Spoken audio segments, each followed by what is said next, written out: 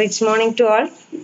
അപ്പം ഇന്ന് എന്നെ വെൽക്കം ചെയ്ത ഒരു വ്യക്തി എന്ന് പറയുമ്പോൾ അനിയത്തി തന്നെയാണ് അല്ലേ. അപ്പൊ നമ്മളുടെ ഈ ഒരു ബിസിനസിന്റെ വലിയൊരു വലുപ്പം തന്നെ അത് തന്നെയാണ്. കാരണം നമ്മൾക്ക് ഈ ഒരു ബിസിനസ് അവസരം കിട്ടുന്ന സമയത്ത് ഈ ഒരു ബിസിനസ് അവസരം ആദ്യം നമ്മൾ കൊടുക്കുക നമ്മുടെ പ്രിയപ്പെട്ട ആളുകൾക്കായിരിക്കും അല്ലേ. അപ്പൊ നമുക്ക് ഇഷ്ടമില്ലാത്ത ആൾക്കാർക്കൊന്നും നമ്മൾ ഈ ബിസിനസ് സാധാരണ കൊടുക്കാറില്ല. അപ്പൊ നമ്മളെ വീട്ടിലുള്ള ആളുകൾക്കും അതേപോലെ നമ്മളെ ഫ്രണ്ട്സിനും നമ്മൾക്ക് അറിയുന്ന ആളുകൾക്കൊക്കെ ആയിരിക്കും നമ്മൾ ആദ്യം, അതായത് നമ്മുടെ മുന്നിൽ ഓർമ്മ വരുന്ന മുഖങ്ങൾ അവരൊക്കെ ആയിരിക്കും അല്ലേ. അപ്പൊ അന്ന് ഞാൻ ഇങ്ങനെ ചെയ്തത് കൊണ്ട് ഇന്നിപ്പോ എന്റെ ഫാമിലി മൊത്തത്തിൽ ഈ ഒരു ഫിജിക്കാട്ട് എന്ന ബിസിനസ് ഏറ്റെടുത്ത് ചെയ്യാൻ ഒരു അവസരം ബോച്ച തന്നതിന് ആദ്യമേ ബോച്ചയ്ക്ക് ഒരു നന്ദി പറഞ്ഞുകൊണ്ടാണ് തുടങ്ങുന്നത്.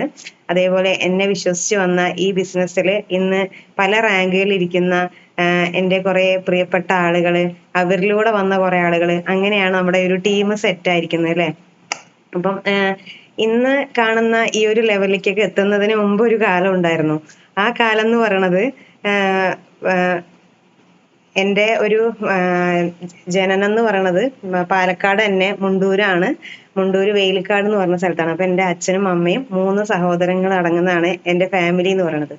അപ്പം അവിടെ നിന്ന് ഭയങ്കര എന്താ പറയാ എല്ലാത്തിലും വളരെ ആക്റ്റീവ് തന്നെയായിരുന്നു എല്ലാ കാര്യങ്ങൾക്കും. അപ്പൊ അതുപോലെ തന്നെ പഠന സമയത്ത് വലിയ രീതിയിലൊരു പഠനം അല്ലെങ്കിലും എല്ലാത്തിലും ഉണ്ടാവും, എവിടെ നോക്കിയാലും ഉണ്ടാവും എന്നുള്ളൊരു രീതിയാണ്. അപ്പൊ മ്യൂസിക് പഠിച്ചിട്ടുണ്ട്, ഡാൻസ് പഠിക്കും, അതേപോലെ സ്കൗട്ട് ആൻഡ് ഗൈഡ്സില് ഇങ്ങനെയൊക്കെ ഉണ്ടായിരുന്നു. രാഷ്ട്രപതി പുരസ്കാരം ഒക്കെ നേടിയിട്ടുണ്ട്. അതുകൊണ്ട് തന്നെ ഉണ്ടായത് കൊണ്ട് എനിക്ക് ഒരുപാട് സ്ഥലങ്ങൾ കാണാൻ പറ്റിയിട്ടുണ്ട്. ഇപ്പൊ റാലി, ക്യാമ്പ് അങ്ങനെയൊക്കെ പറഞ്ഞിട്ട് പല സ്ഥലങ്ങളിൽ പോകാൻ പറ്റിയിട്ടുണ്ട്. അതുപോലെ നമ്മുടെ KR നാരായണൻ അന്ന് മറ്റേ നമ്മുടെ ഗവർണർ KR നാരായണൻ ആയിരുന്നു രാഷ്ട്രപതി. അദ്ദേഹത്തിന്റെ ഒരു സൈനോടുള്ള ഒരു സർട്ടിഫിക്കറ്റ്, അത് അങ്ങനെ കുറേ കാര്യങ്ങള്. അതുപോലെ കോളേജിലാണെങ്കിലും സ്കൂളിലാണെങ്കിലും ചെണ്ടപ്പുറത്ത് കോല് വെക്കുന്നവിടെയൊക്കെ ഉണ്ടാവും എന്ന് പറഞ്ഞ പോലെ പാട്ടാണെങ്കിലും ഡാൻസ് ആണെങ്കിലും എല്ലാത്തിനും ആക്റ്റീവായി നിന്നിരുന്ന ഒരു വ്യക്തി തന്നെയായിരുന്നു. അപ്പം കലാപരമായിട്ട് എനിക്ക് ഭയങ്കര ഇഷ്ടമായിരുന്നു. അതുപോലെ ക്രാഫ്റ്റ് ഐറ്റംസ് അങ്ങനെയൊക്കെ ഉണ്ടാക്കാനും അങ്ങനെയൊക്കെ വേറൊരു വ്യത്യസ്ത ലെവലുള്ള ഒരാളായിരുന്നു. അപ്പൊ എല്ലാ ശാസ്ത്രമേളയിലും പങ്കെടുക്കും, ഇതിലൊക്കെ സമ്മാനങ്ങളൊക്കെ വാങ്ങിക്കും. എവിടെ കവിത പാടാനാണെങ്കിലും അവിടെ പോവും. പിന്നെ കുറച്ച് എഴുത്തുകളൊക്കെ തുടങ്ങി. അതുപോലെ ഭയങ്കര ഇഷ്ടമായിരുന്നു പാട്ടൊക്കെ. അങ്ങനെയുള്ള ഒരു ലൈഫിൽ നിന്ന് ഡിഗ്രി കഴിഞ്ഞ സമയത്ത് ശ്രീകൃഷ്ണപുരം VTB കോളേജിലാണ് ഞാൻ ഡിഗ്രി പഠിച്ചത്. അതുപോലെ 10ാം ക്ലാസ് വരെ 7ാം ക്ലാസ് വരെ ഞങ്ങളുടെ അവിടുത്തെ സ്കൂളിലും പിന്നെ പാലക്കാട് മോയിൻസിലൊക്കെയാണ് പഠിച്ചത്. അത് കഴിഞ്ഞ് പിന്നെ ഡിഗ്രി സമയത്ത് കുറച്ച് കലാലയ രാഷ്ട്രീയവും അതിലും അവിടെ ജോയിന്റ് സെക്രട്ടറി ഒക്കെ ആയിട്ട് SFIന്റെ ജോയിന്റ് സെക്രട്ടറി ഒക്കെ ആയിട്ടും അങ്ങനെ കോളേജിലും അത്യാവശ്യം കുഴപ്പമില്ലാണ്ട് അറിയപ്പെടുന്ന ഒരാളൊക്കെ ആയിരുന്നു. അവിടുന്ന് പിന്നീട് എൻ്റെ കൂട്ടുകാരൊക്കെ BEdന് പോണ സമയത്ത് എൻ്റെ അമ്മയ്ക്ക് ഭയങ്കര ആഗ്രഹമായിരുന്നു BEdന് പോണെന്ന്. പക്ഷെ അനിയത്തിയായിട്ട് ഒരു ഫാഷൻ ഡിസൈനിങ്ങിന്റെ ഒരു പരസ്യം കണ്ട സമയത്ത് എനിക്കാണെങ്കിൽ ഇങ്ങനത്തെ ഐറ്റംസ് ആണ് ഭയങ്കര ഇഷ്ടം. അപ്പൊ ഞാൻ അവരിൽ നിന്ന് വ്യത്യസ്തമായിട്ട് ഫാഷൻ ഡിസൈനിങ് ഏറ്റെടുത്തു. അപ്പം ഭയങ്കര ഇഷ്ടത്തോടു കൂടി അതും എടുത്തു. അതിലും നല്ല മാർക്കോട് കൂടി തന്നെയൊക്കെ പാസ്സായി. പക്ഷെ അത് കഴിഞ്ഞ ഉടനെ ഭയങ്കര പ്രതീക്ഷയായിരുന്നു, ബൊട്ടിക്കൊക്കെ സ്റ്റാർട്ട് ചെയ്യണം, പിന്നെ അല്ലെങ്കിൽ പുറത്തു പോയി ജോലി ചെയ്യണം. അങ്ങനെ നമ്മുടെ കേരളത്തിനേക്കാൾ കൂടുതൽ ചാൻസ് പുറത്ത് സ്ഥലങ്ങളിലായിരിക്കും. അപ്പൊ അതുകൊണ്ട് ഭയങ്കര ഇഷ്ടമായിരുന്നു. ആ സമയത്ത് കല്യാണം കഴിഞ്ഞു. കല്യാണം കഴിഞ്ഞ സമയത്ത് എൻ്റെ ഉർവശീന്റെ പെട്ടി അപ്പയ്ക്ക് ഞാൻ റെഡിയാക്കി വെച്ചിട്ടുണ്ടായിരുന്നു. കാരണം ഞാൻ എന്ന വ്യക്തി എൻ്റയർലി വലിയൊരു മാറ്റത്തിലേക്കാണ് പോയത്. കാരണം എല്ലാ ആളുകളുടെയും ലൈഫിൽ അങ്ങനൊരു ചേഞ്ച് ഒരു കല്യാണ ജീവിതം കഴിഞ്ഞാൽ ചിലപ്പോൾ ഉണ്ടാവൂലേ. ഫുൾ ആക്റ്റീവായി ഒരു ദിവസം പോലും വീട്ടിൽ ഇരിക്കാത്ത ഞാന് ഫുൾ ടൈം വീട്ടിലായി. കാരണം കല്യാണം കഴിഞ്ഞ് പോയ സ്ഥലത്ത് അവിടെ ഒരു അമ്മയും ഹസ്ബൻഡ് അന്ന് ബാംഗ്ലൂരാണ് വർക്ക് ചെയ്യണത്. അപ്പോൾ ബാംഗ്ലൂർ വർക്ക് ചെയ്യുന്ന സമയത്ത് ഞാൻ എൻ്റെ പ്രതീക്ഷ എന്താന്ന് വെച്ചാൽ ബാംഗ്ലൂരൊക്കെ പോയി കഴിഞ്ഞാൽ ഞാൻ പഠിച്ച മേഖലയിൽ ഭയങ്കര സ്കോപ്പ് ആയിരിക്കും. അപ്പൊ അതുകൊണ്ട് എനിക്ക് അങ്ങനെ ഒരു ലെവലായിരുന്നു ഞാൻ ചിന്തിച്ചിട്ടുണ്ടായിരുന്നത്. പക്ഷെ നേരെ തിരിച്ചു പോയി. കാരണം നമ്മൾ ഇവിടെ തന്നെ ആയിപ്പോയി. അങ്ങനെ വീട്ടിന്റെ ഒരു ഗേറ്റ് കാണുന്നുണ്ടെങ്കിൽ പിന്നെ എൻ്റെ വീട്ടിലേക്ക് എപ്പോഴെങ്കിലും പോകുന്ന ഒരു സമയത്തായി മാറി. അപ്പൊ മൊത്തത്തില് ഞാൻ പറന്ന് നടന്നുകൊണ്ടിരുന്ന അവിടെ നിന്ന് നമ്മളെ അങ്ങോട്ട് കയറില്ലാണ്ട് കെട്ടിയിട്ട ഒരു അവസ്ഥയിലേക്ക് ആയപ്പോ നമ്മുടെ അപ്പൊ അങ്ങനത്തെ ഒരു ലൈഫിലേക്ക് കുറെ ആളുകൾ ചിലപ്പോൾ അങ്ങനത്തെ ലൈഫായിരിക്കും. ചിലർക്ക് നേരെ തിരിച്ചായിരിക്കും. വീട്ടിൽ ഭയങ്കര ഇതായിട്ടിരിക്കുന്ന സമയത്ത് ഇവിടെ പാറ നടന്നിട്ടായിരിക്കും. എൻ്റെ കാര്യത്തിൽ നേരെ തിരിച്ചായി പോയി. അപ്പൊ ഞാനും വൈകുന്നേരം വരെ ഞാൻ മാത്രമേ ഉണ്ടാവുള്ളൂ വീട്ടില്. പുറത്തു പോകാനുള്ളതില്ല. പക്ഷെ എനിക്ക് TV ഒന്നും കാണുന്നത് കൂടുതൽ ഇഷ്ടമല്ല. അപ്പൊ എന്റേതായ കാര്യങ്ങൾ എന്ന് പറഞ്ഞാൽ ഞാൻ കുറെ സാധനങ്ങൾ ഇങ്ങനെ ഉണ്ടാക്കും, ക്രാഫ്റ്റ് ഐറ്റംസ് ആയിട്ടും അങ്ങനെയൊക്കെ. അന്ന് ലാൻഡ് ഫോൺ ആയിരുന്നു, മൊബൈൽ നോക്കിയിട്ട് സമയം കളയാൻ പറ്റില്ല. ഇങ്ങനെയൊക്കെ ഉണ്ടായിരുന്ന സമയത്തും ഉള്ളിന്റെ ഉള്ളിൽ ഭയങ്കര ആഗ്രഹമായിരുന്നു. അപ്പൊ ഫാഷൻ ഡിസൈനിങ് ഒക്കെ കഴിഞ്ഞ് പിന്നെ ഇങ്ങനെ വെറുതെ ഇരിക്കുന്ന സമയത്ത് പിന്നെ സ്റ്റിച്ചിങ്ങിലേക്കായി. അപ്പൊ ഇങ്ങനെ എന്റെ ഡ്രസ്സ് എല്ലാ മോഡലുകളും തയ്ക്കും. പിന്നെ അത് അടുത്തുള്ള ആളുകൾക്ക് തയ്ച്ചു കൊടുക്കലായി. ഇങ്ങനെ തയ്ക്കണ്ടെന്ന് പറഞ്ഞപ്പോ ഓരോരുത്തര് അങ്ങനെ ഫാഷൻ ഡിസൈനർ പോയിട്ട് ടൈലറായി മാറിക്കഴിഞ്ഞു. അങ്ങനെ വീട്ടിൽ അത്യാവശ്യം തയ്ക്കാനൊക്കെ തുടങ്ങി. അങ്ങനെ ആ ഒരു ലെവലിൽ പോകുമ്പോഴും എന്റെ ഉള്ളിന്റെ ഉള്ളിൽ ഭയങ്കര ആഗ്രഹമായിരുന്നു എനിക്കൊരു ബൊട്ടിക്ക് സ്റ്റാർട്ട് ചെയ്യണമെന്ന്. പിന്നെ കുട്ടികൾ രണ്ടുപേരായി. പിന്നെ അവരുടെ കാര്യങ്ങൾ അങ്ങനെ ആയ സമയത്ത് പിന്നെ പെട്ടെന്ന് ബൊട്ടിക്കിന്റെ ഇതിനെ കുറിച്ച് പിന്നെ ആഗ്രഹം ഉണ്ടെങ്കിലും അത് ആ സമയത്തൊന്നും നടന്നില്ല. പിന്നെ PSC PSC കോച്ചിങ്ങിനായിട്ടാണ് എന്റെ ലൈഫിൽ ആദ്യമായിട്ട് ഞാൻ വീട്ടിൽ നിന്ന് പുറത്തേക്ക് പോണത്. അതുവരെ ഇങ്ങനെ അന്ന് വരെ ഫുൾ ടൈം ഓടി നടന്ന വ്യക്തി കല്യാണം കഴിഞ്ഞ ശേഷം ഒരു 4 ചുമരിന്റെ ഉള്ളിൽ എന്ന് പറയണ പോലത്തെ അവസ്ഥയിലേക്ക് മാറിക്കഴിഞ്ഞു. പിന്നീട് PSC എന്ന് പറഞ്ഞിട്ട് ഒരു ഒറ്റ കാര്യം, അതാണ് എന്റെ ലൈഫിൽ വലിയൊരു ചേഞ്ച് ഉണ്ടാക്കിയ ഒരു കാര്യം. കാരണം ആലത്തൂര് പോണായിരുന്നു. അന്ന് വരെ എനിക്ക് ഇവിടെ ഒന്നും അറിയില്ല. അങ്ങനെ പിന്നെ എന്റെ ഒരു ഫ്രണ്ടിനെയും കൂടെ കിട്ടി. ആ കുട്ടിയും ഞാനും കൂടി അങ്ങനെ PSC ക്ലാസ്സിനായിട്ടാണ് എന്റെ വീട്ടിൽ നിന്ന് ഇറങ്ങണത്. എന്നെ മോൾക്ക് 1.5 വയസ്സോ അങ്ങനെയൊക്കെ ആയിരുന്നു. അപ്പൊ അമ്മ ഉണ്ടായിരുന്നു ഇവിടെ. അങ്ങനെയാണ് പോണത്. ഒന്നരാടം ദിവസങ്ങളിൽ പോകും. അങ്ങനെ കുറച്ച് ആളുകളൊക്കെ ആയിട്ട് അന്ന് കണക്ഷനായി. പണ്ട് നിർത്തിയത്. പക്ഷെ എന്നാലും ഫോണിലൊക്കെ നമ്മുടെ ഫ്രണ്ട്സും കാര്യങ്ങളൊക്കെ ആയിട്ട് നമുക്ക് കണക്ഷനും കാര്യങ്ങളൊക്കെ ഉണ്ട്. എങ്കിലും ആ ഒരു ലെവലിലേക്ക് മാറി. പിന്നീട് ആ PSC കോച്ചിങ്ങിന് പോയ സമയത്ത് ഒരുപാട് ആളുകളെ പരിചയപ്പെടലും അങ്ങനെ പുറം ലോകം എന്നത് വീണ്ടും എനിക്ക് ഒന്ന് ആസ്വദിക്കാൻ പറ്റി. അപ്പൊ അതിന്റെ കൂട്ടത്തിൽ ഞാൻ എന്നാലും ആ ഉള്ളിന്റെ ഉള്ളിൽ ഒരു അഗാധമായ ആഗ്രഹം പറഞ്ഞ പോലെ ആ ഒരു ആഗ്രഹം കിടക്കണ്ടായിരുന്നു. ഞാൻ പഠിച്ചിട്ട് ഇത്രയും ഇതായി, നല്ല മാർക്കിലൊക്കെ പാസ്സായി, പക്ഷെ എനിക്ക് എന്റെ സ്വപ്നങ്ങളൊന്നും നിറവേറ്റാൻ പറ്റില്ല. ഇങ്ങനെ ഇടയ്ക്കിടയ്ക്ക് പറയുമ്പോൾ പെട്ടെന്ന് ഞാൻ പോലും പ്രതീക്ഷിക്കാതെ നമ്മുടെ ആഗ്രഹം വിചാരിച്ചുകൊണ്ടേ ഇരുന്ന് നടക്കുന്നുള്ളതിന് തെളിവായിരുന്നു എന്റെ ഷോപ്പ്. ഒരു ദിവസം ഏട്ടൻ പെട്ടെന്ന് വന്നിട്ട് ഷോപ്പ് നോക്കിക്കോ, ആലത്തൂർ ഇങ്ങനെ ഒരു ഷോപ്പ് ഉണ്ട് എന്ന് പറഞ്ഞു. അങ്ങനെ 1 മാസം കൊണ്ട് ഞാൻ പോലും പ്രതീക്ഷിക്കാതെ ആ ഷോപ്പിന്റെ ഉദ്ഘാടനമൊക്കെ കഴിഞ്ഞു. അങ്ങനെ വീട്ടിലും PSC ക്ലാസ്സും മാത്രമായിട്ട് നടന്നിരുന്ന ഞാന് അപ്പം അങ്ങനെ ഇരുന്ന ഞാന് പിന്നെ ഷോപ്പായി. ഞാൻ വിചാരിച്ചു ഷോപ്പൊക്കെ ഇട്ട് കഴിഞ്ഞാൽ എന്റെ ഭയങ്കര ഡ്രീം ആയിരുന്നു ഷോപ്പ് ഇടല്. അപ്പൊ അതുകൊണ്ട് ഞാൻ വളരെ ഹാപ്പി ആയിരുന്നു. കാരണം എനിക്ക് ആഗ്രഹിച്ചിട്ടാണല്ലോ, ഭയങ്കര ഇഷ്ടമാണ് ഇങ്ങനത്തെ കാര്യങ്ങളൊക്കെ ചെയ്യാൻ. ഏത് മോഡൽ ഡ്രസ്സ് കണ്ടാലും നമ്മൾ തയ്ക്കും, അതിൽ എന്ത് മോഡൽ വേണമെങ്കിലും ചെയ്തു കൊടുക്കും. അങ്ങനെയൊക്കെ ഭയങ്കര ഇഷ്ടമായിരുന്നു. പക്ഷെ ടാസ്ക് അവിടെ ഒന്നല്ല. രാവിലെ സാധാരണ വീട്ടില് ഇത്രയൊന്നും ഇത് ഉണ്ടാവില്ല. പക്ഷെ നമ്മളൊരു ജോലിക്ക് പോണ സമയത്താണ് നമ്മുടെ വീട്ടിലെ ടാസ്ക് വരിക അല്ലെ. അങ്ങനെ വീട്ടില് കുട്ടികളെ വിട്ടാക്കണം, ഹസ്ബൻഡിനെ വിട്ടാക്കണം, ഇത് കഴിഞ്ഞ് ഞാൻ ഓടണം. ഇങ്ങനെ ഓട്ടത്തിന്റെ ഇടയിൽ ഫുഡ് കഴിക്കാൻ സമയം ഉണ്ടാവില്ല. ഒന്നിനൊന്നിനും സമയമില്ലാണ്ട് ഓട്ടത്തോട് ഓട്ടം, പിന്നെ നിക്കക്കളിയില്ലാത്തൊരു ഓട്ടം. അങ്ങനെ ഒരു 8 വർഷം എന്റെ ഷോപ്പില്. അതിന്റെ ഇടയിൽ ഞാൻ ഡ്രൈവിംഗ് പഠിച്ചു, 2ഉം 4 ഒക്കെ പഠിച്ചു. പിന്നെ 2 വീലർ ഡ്രൈവ് ചെയ്തിട്ട് തന്നെയായിരുന്നു പോണ്ടായിരുന്നത്. അങ്ങനെ ആദ്യമൊക്കെ പേടിയായിരുന്നു 2 വീലർ ഓടിക്കാനൊക്കെ. പിന്നെ അങ്ങനെ പഠിച്ച് 4 വീലറിന്റെ ലൈസൻസ് ഒക്കെ ഉണ്ട്. പക്ഷെ 4 വീലർ അധികം വണ്ടിയൊക്കെ ഇവിടെ വീട്ടിലുണ്ടെങ്കിലും ഏട്ടൻ കൂടുതൽ തരില്ല. കാരണം ആള് ഞങ്ങളെക്കാൾ കൂടുതൽ കെയർ ചെയ്യുന്നത് വണ്ടികളായിരിക്കും. അപ്പൊ അതിനെന്തെങ്കിലും പറ്റുമോ എന്ന ആൾക്കും ടെൻഷൻ ഉണ്ടാവും. അപ്പൊ ഞാനിങ്ങനെ പണ്ട് നമ്മുടെ ഇന്നസെന്റ് പറഞ്ഞ പോലെ ഞാൻ എന്റെ സ്വന്തം കാറിൽ വരും. അന്നും മനസ്സിന്റെ ഉള്ളിന്റെ ഉള്ളിൽ ഭയങ്കര ആഗ്രഹം ഉണ്ടായിരുന്നു, എനിക്ക് സ്വന്തം കാറ് വാങ്ങിക്കണം, ആ കാറിലാണ് ഞാൻ ഈ ഡ്രൈവ് ചെയ്യുള്ളൂ എന്നൊക്കെ ഇങ്ങനെ വിചാരിക്കും. പക്ഷെ ആ ഒരു കാര്യങ്ങൾ എന്റെ മനസ്സിന്റെ ഉള്ളിൽ ഞാൻ എന്തൊക്കെ ആഗ്രഹങ്ങൾ വെച്ചിട്ടുണ്ടോ അതൊക്കെ നടത്തി തരുന്ന എനിക്കൊരു നല്ല ഓപ്പർച്യൂണിറ്റി കിട്ടിയത് എന്റെ അതേ ഷോപ്പിൽ വെച്ചിട്ടാണ്. ഇതിന്റെ ഇടയിൽ ഞാൻ ബ്യൂട്ടീഷ്യൻ കോഴ്സ് പഠിച്ചു. അപ്പൊ അങ്ങനെ ഇതിന്റെ ഇടയിൽ ഉച്ചവരെ ഞാൻ പാലക്കാട് പോവും. 8:30 ഇറങ്ങിക്കൊണ്ടിരുന്ന ഞാൻ പിന്നെ 8 മണിക്ക് ഇറങ്ങാൻ തുടങ്ങി. അപ്പൊ അതിനേക്കാളും റിസ്ക്. എന്നാലും ഇതൊക്കെ റിസ്ക് എടുത്ത് ഞാൻ പഠിച്ച് ഒരു ബ്യൂട്ടി പാർലറും സ്റ്റാർട്ട് ചെയ്തു. കറക്റ്റ് 6 മാസം കഴിഞ്ഞ സമയത്ത് കൊറോണ വന്നു. പിന്നെ ഒരു 1.5 വർഷത്തോളം ഷോപ്പ് തുറക്കാൻ പറ്റില്ല. ആ ഷോപ്പ് തുറക്കാൻ പറ്റാതായപ്പോൾ മുതൽ എന്തായിന്ന് വെച്ചാല് വാടക മാത്രം കൊടുത്തുകൊണ്ടിരിക്കണം. ഒരു 1.5 വർഷത്തോളം ഞാൻ വാടക മാത്രം കൊടുത്തുകൊണ്ടിരിക്കുകയാണ്. അന്നത്തെ ഒരു സിറ്റുവേഷൻ എന്ന് പറഞ്ഞാൽ ബാങ്ക് ലോൺ ഉണ്ടായിരുന്നു. ആ ലോണിന് മാത്രം മൊറട്ടോറിയം കുറച്ച് ദിവസം ഉണ്ടായിരുന്നു. പക്ഷെ വാടകയ്ക്ക് ഒരു കുറവുമില്ല. പെട്രോൾ അടിക്കണ്ടേ, വണ്ടി അവിടെ എത്തണ്ടേ, കാരണം ബസ്സുകളില്ല. അപ്പൊ പെട്രോൾ അടിക്കണം, ഇതൊക്കെ നടക്കണം. പിന്നെ വീട്ടിൽ അത്യാവശ്യം കാര്യങ്ങളൊക്കെ ചെയ്യാനുള്ള ക്യാഷ് വേണം. അങ്ങനെ മൊത്തത്തിൽ ഒരു നെട്ടോട്ടമായിരുന്നു. ഉറക്കമില്ല, രാത്രിയൊക്കെ ഉറക്കമില്ലാത്ത രാത്രികളായിരിക്കും. കാരണം നമുക്ക് സ്റ്റിച്ചിങ് ഒന്നും ചിലപ്പോൾ കഴിഞ്ഞിട്ടില്ലെങ്കിൽ വീട്ടിൽ വന്നാൽ വീണ്ടും നമ്മൾ എന്ത് ചെയ്യണം. അപ്പൊ കുറെ തുണി അങ്ങോട്ട് കൊണ്ടുപോകും, കുറെ തുണി കൊണ്ടുപോകും. എന്നും എന്റെ വണ്ടി പെട്ടി ഓട്ടോറിക്ഷ പോലെ ആയിരിക്കും പറയും. പിന്നെ എനിക്ക് ഏറ്റവും മിസ് ചെയ്തത് എന്റെ വീട്ടിലേക്ക് പോകാൻ പറ്റില്ല എന്നായിരുന്നു. പക്ഷെ ഏറ്റവും കൂടുതൽ കൊറോണ വന്ന സമയത്ത് ഞാൻ സന്തോഷിച്ച ഒരു വ്യക്തിയാണ്. കാരണം ഞാൻ വീട്ടിൽ അന്ന് ഒരു ദിവസം നിൽക്കട്ടെ എന്ന് പറഞ്ഞിട്ട് പോയ ദിവസമാണ് നമ്മുടെ ലോക്ക്ഡൌൺ വന്നത്. അതോട് കൂടിയിട്ട് ഞാൻ ഹാപ്പിയായി. കാരണം എനിക്ക് എന്റെ വീട്ടിൽ 10 ദിവസം നിൽക്കാലോ. പക്ഷേ സന്തോഷങ്ങൾ കുറെ ദിവസം കഴിഞ്ഞപ്പോ എന്തായി, 10 ദിവസം പോയി, അത് 2 മാസമൊക്കെ കഴിഞ്ഞു അല്ലേ ലോക്ക്ഡൌൺ. ആ സമയത്ത് തിരിച്ചു വന്ന് എന്റെ ഷോപ്പ് തുറക്കുമ്പോ അവിടെ മൊത്തം പൊടിയും കാര്യങ്ങളൊക്കെ ആയിട്ട്, മുകളിലാണ് അപ്സ്റ്റെയറിലാണെങ്കിലും അത്രയും അത് തുറക്കാതെ ഇട്ടത്. പിന്നെ ഒന്നേന്ന് തുടങ്ങണമായിരുന്നു. പക്ഷെ എന്റെ ഒരുപാട് ക്രീമുകൾ നശിച്ചു പോയി, എക്സ്പയറി ഡേറ്റ് കഴിഞ്ഞിട്ട്.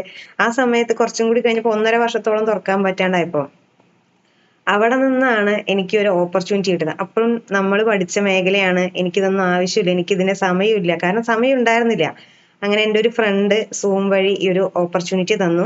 ആദ്യമൊക്കെ കേറാം എന്നതിൽ പല ആളുകളും പറഞ്ഞ അതേ പല്ലവി പറഞ്ഞ ഒരാളാണ്. അല്ലാതെ തുടക്കത്തിൽ പറഞ്ഞ ഉടനെ ചാടിക്കേറി ഈ ബിസിനസ്സിൽ വന്ന ഒരാളല്ല. അതുവരെ എനിക്ക് മൾട്ടി ലെവൽ മാർക്കറ്റിംഗ് എന്താണെന്നറിയില്ല. ചെമ്മണ്ണൂർ നടത്തുന്നുണ്ടെന്നല്ലാണ്ട് എനിക്ക് അദ്ദേഹത്തെ കുറിച്ച് ഒന്നും അറിയില്ല. ഒരു കാര്യങ്ങളും അറിയാതെ എന്റെ ഫ്രണ്ട് ഇങ്ങനെ സ്റ്റാറ്റസ് വെക്കും. ഇന്ന് പല ആളുകളും സ്റ്റാറ്റസ് വെക്കുമ്പോൾ നോക്ക്, ഞാൻ ഇത്രയും സ്റ്റാറ്റസ് ഇട്ടിട്ട് അവരെന്നെ നോക്കിയില്ല, ഇവര് നോക്കിയില്ല, മറ്റവര് നോക്കിയില്ല എന്നൊക്കെ നമ്മൾ പറയില്ലേ. സത്യമായിട്ട് ഈ സാധനം ഞാനും നോക്കിയില്ല. ഞാനിങ്ങനെ കാണും, പക്ഷെ അവനോട് ഇന്ന് വരെ ഞാൻ ചോദിച്ചിട്ടുണ്ടായിരുന്നില്ല എന്താണ് ഈ സ്റ്റാറ്റസ് വെക്കണേ, ഇതെങ്ങനെയാ പൈസ കിട്ടണേ, ഇത് എന്ത് കമ്പനിയാണ്. നമ്മൾ അങ്ങനെയല്ല ആഗ്രഹിക്കുക നമ്മൾ സ്റ്റാറ്റസ് വെക്കുമ്പോ. പക്ഷെ ഞാൻ ചോദിച്ചിട്ടില്ല കേട്ടോ. കാരണം ഇതുപോലെ കുറെ ആളുകൾ ഉണ്ടായിരിക്കും, നമ്മളൊന്ന് സ്റ്റാറ്റസ് വെക്കുമ്പോ അയ്യോ അവര് കണ്ടിട്ട് ചോദിച്ചു പോലും ഇല്ല എന്നൊക്കെ നമ്മൾ ചിന്തിക്കില്ലേ. അത് വെറുതെയാണ്. അങ്ങനെ ചോദിച്ചിട്ടില്ലെങ്കിൽ പോലും ഈ ബിസിനസ്സിലേക്ക് വരാൻ സാധ്യതയുണ്ട് എന്ന് ഞാൻ തെളിയിച്ചിട്ടുണ്ട്. അപ്പം കുറെ പൈസ കിട്ടണ കുറെ കോട്ടിട്ടുള്ള ആൾക്കാർ, നമ്മൾ അന്ന് വരെ കോട്ടിട്ട ആൾക്കാർ ഇംഗ്ലീഷുകാര് അല്ലെങ്കിൽ വല്ല നല്ല ഓഫീസിലൊക്കെ വർക്ക് ചെയ്യുന്ന ആളുകളെ കണ്ടിട്ടുള്ളൂ. പക്ഷെ ഇവിടെ കോട്ടിട്ട കുറെ ആൾക്കാര്, അപ്പം കാണുമ്പോൾ മലയാളികളെയൊക്കെ പോലെ ഉണ്ട്, പക്ഷെ എന്തോ ഒരു അമേരിക്കൻ കമ്പനിയാണ് സംഭവം. അപ്പൊ എനിക്ക് ആവശ്യമില്ലാത്ത മേഖല ആയതുകൊണ്ട് എനിക്ക് അതിനെ കുറിച്ചൊന്നും അറിയേണ്ട ആവശ്യമില്ലല്ലോ എന്നും പറഞ്ഞിട്ട് ഞാൻ നിന്നു. ഇതിന്റെ ഇടയിൽ LIC agency, star health agency. കാരണം എന്റെ പ്രിയപ്പെട്ട ആളുകൾ എന്നോട് എന്തെങ്കിലുമൊക്കെ പറഞ്ഞു കഴിഞ്ഞാൽ നോ എന്ന് പറയാൻ അറിയാത്തത് കൊണ്ട് ഇതൊക്കെ കയറി ചാടിക്കൂടും. എന്നിട്ട് അത്യാവശ്യം കുറച്ചൊക്കെ ചെയ്യും. പക്ഷെ ഞാൻ സീരിയസ് ആയിട്ടൊന്നും അതൊന്നും ഏറ്റെടുത്തിട്ടില്ല. അങ്ങനെ ഇവിടെ വന്ന് ഈ ഒരു അവസരം ഒരു 3 മാസം അങ്ങനെ ഓരോ ദിവസവും ലിങ്ക് വരുമ്പോൾ എനിക്ക് അയച്ചുകൊണ്ടിരിക്കും. ഞാൻ എസ് എന്ന് പറയും. പിന്നെ കേറില്ല. എന്താടി കേറിയില്ല ചോദിക്കുമ്പോ എടാ സമയമില്ല, എടാന്ന് ഞാൻ കുറച്ച് വൈകിയടാ എന്ന് അങ്ങനെ നമ്മള് എക്സ്ക്യൂസ് പറയുമല്ലോ, പറയാതെ എക്സ്ക്യൂസ് പറഞ്ഞു.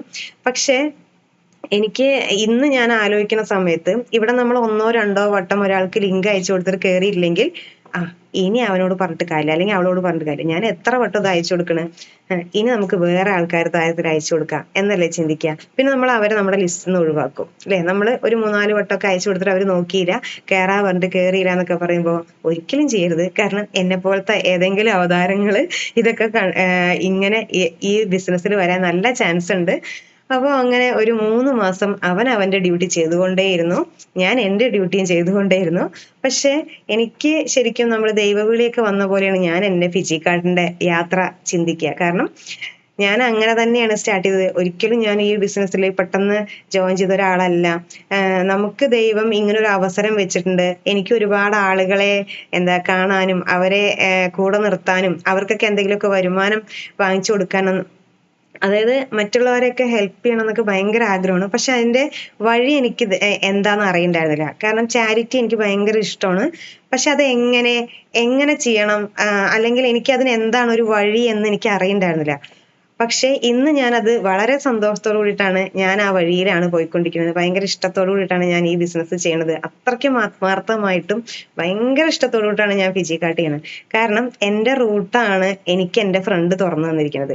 പല ആളുകൾക്കും ഫിജി കാർട്ടിൽ വന്നിട്ട് എന്താ പറയാ, അത് നഷ്ടപ്പെട്ടു, ഇത് നഷ്ടപ്പെട്ടു, എന്റെ അങ്ങനെ പോയി ഇങ്ങനെ പോയി എന്ന് പറയുന്ന സമയത്ത് സ്വന്തമായിട്ടൊരു ബിസിനസ് തുടങ്ങി നോക്കണം. അപ്പൊ മനസ്സിലാവും. കാരണം ലക്ഷങ്ങൾ മുടക്കാതെ നമുക്ക് ആ ബിസിനസ് സ്ഥാപനം തുടങ്ങാൻ പറ്റില്ല.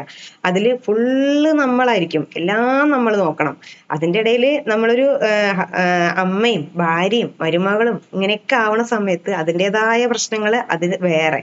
ഇതിന്റെ ഇടയിൽ കൂടെ ആയിരിക്കും നമ്മള് അപ്പൊ തോന്നും ആവശ്യമില്ലാത്ത പണിയാണല്ലേ ചെയ്തത് എന്നൊക്കെ ചിലപ്പോൾ നമുക്ക് ഷോപ്പൊക്കെ വരുന്ന സമയത്ത് തോന്നും. കാരണം സമയമില്ലാണ്ട് ഓടുകയാണല്ലോ.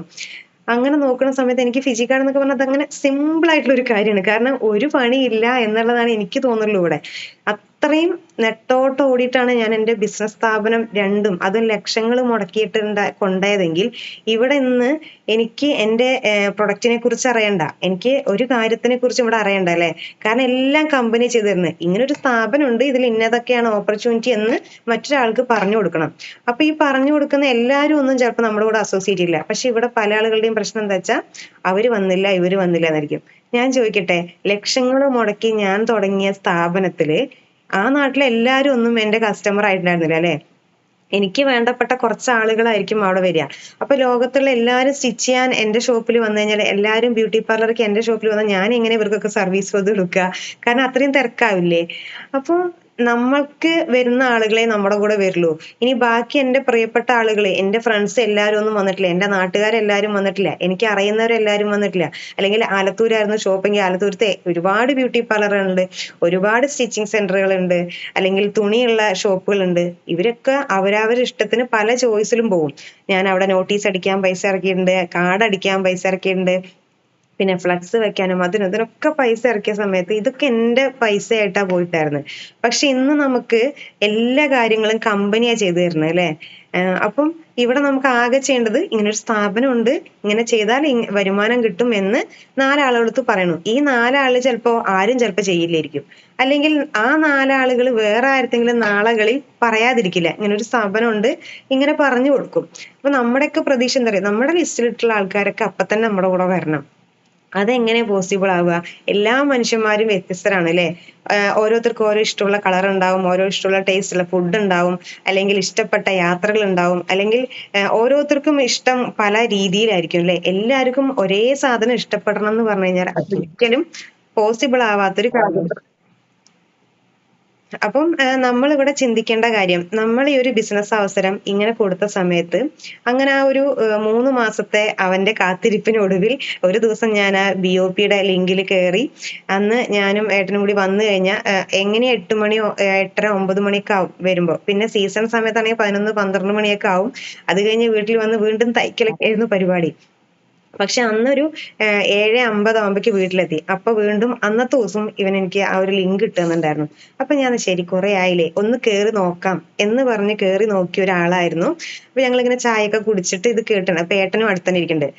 അപ്പം എനിക്കും പ്രത്യേകിച്ച് ഒന്നും മനസ്സിലായില്ല, ആൾക്കും ഒന്നും മനസ്സിലായില്ല. അപ്പൊ എന്നോട് പറഞ്ഞു ഇങ്ങനത്തെ ആവശ്യമില്ലാത്ത പരിപാടിയിലൊന്നും പോയി ചാടണ്ട എന്ന് പറഞ്ഞു. അപ്പൊ പിന്നെ ഇനി അതിന്റെ അപ്പുറത്തേക്ക് ഇനി അയ്യോ ഞാൻ ചെയ്യട്ടെ, കാരണം എനിക്കും കൂടുതലൊന്നും മനസ്സിലായില്ല. അപ്പൊ എനിക്ക് തർക്കിക്കാനൊന്നും പറ്റില്ല. എനിക്ക് ആകെ മനസ്സിലായ ഒരൊറ്റ കാര്യം, ഒരു 10,000 രൂപ ഈ ബിസിനസ്സിൽ നിന്നാ ഒരു മാസം ഉണ്ടാക്കാം എന്ന്. അതായത് ആ പെർഫോമൻസ് ബോൺസ് ഒരു 10,000 കിട്ടുന്ന അവർ പറഞ്ഞായിരുന്നു. ബാക്കി 50 ലക്ഷത്തിന്റെ ഫണ്ട് ഞാൻ കണ്ടിട്ടില്ല, 1 കോടിന്റെ ഫണ്ട് കണ്ടിട്ടില്ല, മാച്ചിങ് എമൗണ്ട് കണ്ടിട്ടില്ല, ഒന്നും ഞാൻ ശ്രദ്ധിച്ചിട്ടില്ല. അത് കണ്ടിട്ടില്ല എന്ന് പറഞ്ഞാൽ എനിക്ക് അപ്പൊ ഒന്നും ക്ലിയർ ആയില്ല. അങ്ങനെ ഞാൻ അപ്പൊ എന്താ ചിന്തിച്ചത്, എന്റെ മനസ്സിൽ ഓടിയ ഒരൊറ്റ സാധനം, ആ ഒരൊറ്റ സ്പാർക്ക്.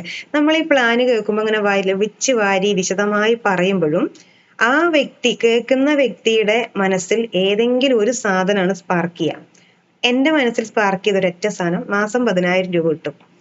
അപ്പൊ ഞാൻ ചിന്തിച്ചു, എന്റെ വാടക കൊടുക്കാനും എന്റെ പെട്രോൾ അടിക്കാനും അഡീഷണൽ ആയിട്ട് ഫോൺ ഉപയോഗിച്ച് കഴിഞ്ഞാൽ എനിക്ക് കിട്ടുമല്ലോ. ഇതിൽ എന്ത് ചെയ്യണം എന്നറിയില്ല, എങ്ങനെ ചെയ്യണം എന്നറിയില്ല, എങ്ങനെയാ തുടങ്ങേണ്ടതെന്ന് അറിയില്ല, ഒന്നുമില്ല. ഈ പ്രോഗ്രാം കഴിഞ്ഞ വഴിക്ക് എന്റെ ഫ്രണ്ട് അവന്റെ വൈഫും കൂടി എന്നെ വിളിച്ചു. അപ്പൊ ഞാൻ പറഞ്ഞു ഓക്കെ ഞാൻ റെഡിയാണ് കേട്ടോ, കാരണം കുഴപ്പമില്ല, സംഭവം കുഴപ്പമില്ല, ഞാൻ റെഡിയാണ്. അപ്പൊ ഇവിടെ ഏട്ടൻ ആവശ്യമില്ലാത്ത പോയി ചാടണ്ടെന്ന് പറഞ്ഞിട്ടുണ്ട്. പക്ഷെ എന്റെ മനസ്സിൽ എന്താ വെച്ചാൽ, വാടക കൊടുക്കണ ഞാനല്ലേ, പെട്രോൾ അടിക്കണ ഞാനല്ലേ, ഇതിനൊക്കെ ഏട്ടനോട് ചോദിക്കാൻ പറ്റില്ല. കാരണം സ്വന്തമായിട്ട് കടയുള്ള ആൾ, ഇതൊക്കെ ചോദിക്കാൻ പറ്റില്ലല്ലോ. അപ്പൊ ഇവരൊക്കെ ഒന്നും പ്രശ്നമില്ലാണ്ട് എന്റെ ഫോൺ ഉപയോഗിച്ചിട്ടല്ലേ ഞാൻ ചെയ്യണ എന്ന മൈൻഡ് സെറ്റ് ആയിരുന്നു. പക്ഷെ ഇതിലൊരു പർച്ചേസിങ് ഉണ്ടെന്ന് ഒന്നും എനിക്കറിയില്ല. ഓക്കെ അവര് ഭയങ്കര സന്തോഷം, കാരണം നമ്മൾ ഓക്കെ പറയുമ്പോ നമുക്ക് ഭയങ്കര സന്തോഷം കിട്ടുമല്ലോ. അപ്പൊ അന്ന് ഇതേപോലെ ഇന്ന് വരെ ഈ ഒരു ഇരിക്കുന്ന ആളിൽ ആരും ചിന്തിക്കാത്തൊരു കാര്യം, അങ്ങനെ ഒരു പൊട്ടത്തരം പറഞ്ഞൊരു വ്യക്തിയായിരുന്നു ഞാൻ. ഇന്നിങ്ങനെ ആലോചിക്കുമ്പോൾ ചിരി വരും. കാരണം ഇന്ന് വരെ